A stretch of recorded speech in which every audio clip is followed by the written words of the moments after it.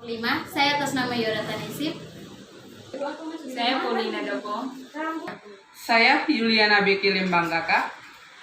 Saya Senastana. Saya Stefania Gabriela Mones.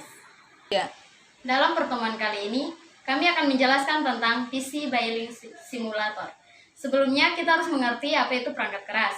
Dalam perangkat keras terbagi menjadi dua bagian, yaitu yang pertama, perangkat keras utama, yang terbagi dari prosesor, VGA, motherboard, flash disk, optical drive, RAM, hard disk, CPU. Dan yang kedua yaitu perangkat keras pendukung, yaitu printer, scanner, dan speaker.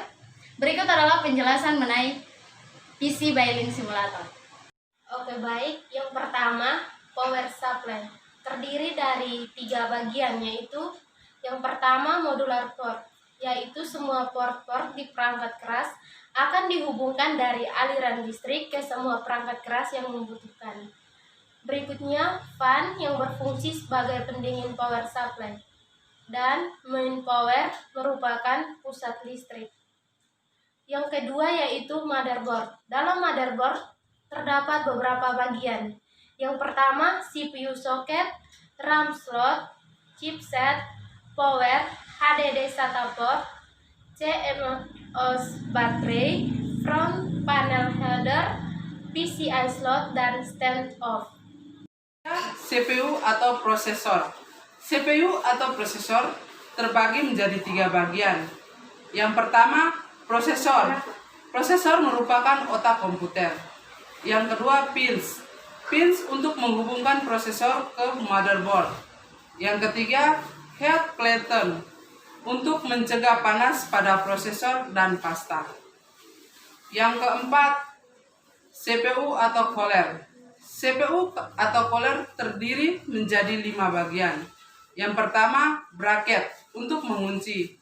Yang kedua, cooler plate yang bersentuhan langsung dengan CPU. Yang ketiga, heat sink pins untuk menghantar. Yang kelima, power untuk menghidupkan. Yang keenam, fan sebagai kipas pada pendingin. Yang kelima, VGA. Di dalam VGA terdapat 4 bagian. Yang pertama, black plate yang menghubungkan komputer dengan monitor.